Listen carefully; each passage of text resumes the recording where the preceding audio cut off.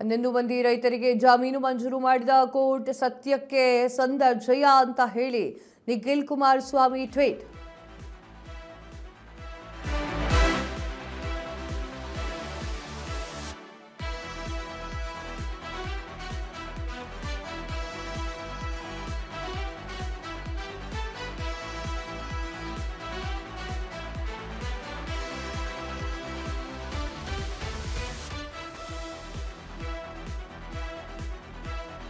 ಮಂದಿ ರೈತರಿಗೆ ಜಾಮೀನು ಮಂಜೂರು ಮಾಡಿದ ಕೋರ್ಟ್, ಸತ್ಯಕ್ಕೆ ಸಂದ ಜಯ ಅಂತ ಹೇಳಿರುವಂತಹ ನಿಖಿಲ್ ಕುಮಾರಸ್ವಾಮಿ ಟ್ವೀಟ್. ಇದು ನಮ್ಮ ಕಾನೂನು ಹೋರಾಟಕ್ಕೆ ಸಿಕ್ಕಿರುವಂತಹ ದೊಡ್ಡ ಜಯ. ಅಧಿಕಾರ ಬಲದಿಂದ ರೈತರ ಹೋರಾಟವನ್ನ ಹತ್ತಿಕ್ಕಲಿಕ್ಕೆ ಸಾಧ್ಯ ಇಲ್ಲ. ನಮ್ಮ ಹೋರಾಟ ಕಾನೂನು ಸಮರ ಇಲ್ಲಿಗೆ ಮುಗಿಯೋದಿಲ್ಲ. ಕೇಸ್ ಸಂಪೂರ್ಣವಾಗಿ ರದ್ದುಗೊಳಿಸುವವರೆಗೂ ಕೂಡ ಮುಂದುವರಿಕೆ, ನ್ಯಾಯ ಸಿಗುವವರೆಗೂ ಕೂಡ ಹೋರಾಡಲಿದ್ದೇವೆ ಅಂತ ಹೇಳಿ ನಿಖಿಲ್ ಕುಮಾರಸ್ವಾಮಿ ಅವರು ಟ್ವೀಟ್ ಅನ್ನ ಮಾಡಿದ್ದಾರೆ. ಈಗ ಟೌನ್ಶಿಪ್ ಅಧಿಕಾರಿಗಳ ಮೇಲೆ ರೈತರು ಹಲ್ಲೆ ಮಾಡಿದ್ರು.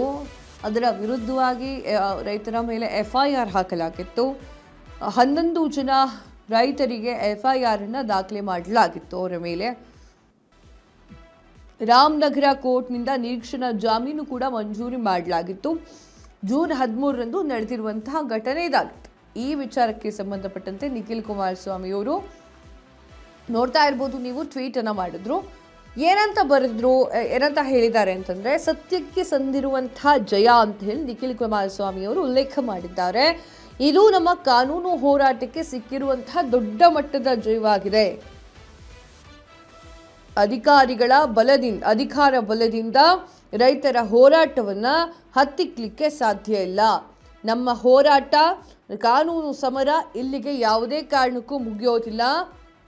ಈ ಕೇಸ್ ಸಂಪೂರ್ಣವಾಗಿ ರದ್ದಾಗಬೇಕು. ಅಲ್ಲಿಯವರೆಗೂ ಕೂಡ ಈ ಹೋರಾಟ ಹಾಗೆ ಮುಂದುವರ್ಕೊಂಡು ಹೋಗುತ್ತೆ. ನ್ಯಾಯ ಸಿಗೋವರೆಗೂ ಕೂಡ ಹೋರಾಟವನ್ನು ಮಾಡ್ತೇವೆ ಅಂತ ಹೇಳಿ ನಿಖಿಲ್ ಕುಮಾರಸ್ವಾಮಿ ಅವರು ಟ್ವೀಟ್ ಅನ್ನ ಮಾಡಿಕೊಂಡ್ರು. ಅಂದರೆ ರೈತರ ಹೋರಾಟ ಮಾಡಿದ್ದಕ್ಕೆ ಅವರ ಮೇಲೆ ಕೇಸನ್ನು ಹಾಕಲಾಗಿತ್ತು. ಅಧಿಕಾರಿಗಳು ಏಕಾಏಕಿ ಬಂದು ಕೂಡಲೇ FIR ಏಕಾಏಕಿ ಬಂದ ಕೂಡಲೇ ಅವರ ಮೇಲೆ ದಾಳಿಯನ್ನು ಮಾಡುವಂಥ ಕೆಲಸ ಆಗಿತ್ತು. ಅಧಿಕಾರಿಗಳ ಮೇಲೆ ಹಲ್ಲೆ ಮಾಡಿದ್ರು. ಸೊ ಆ ವಿಚಾರಕ್ಕೆ ಸಂಬಂಧಪಟ್ಟಂತೆ 11 ಜನರ ಮೇಲೆ ಕೇಸ್ ಆಗಿತ್ತು. ಈಗ ಜಾಮೀನು ಸಿಕ್ಕಿದೆ ಅಷ್ಟೇ.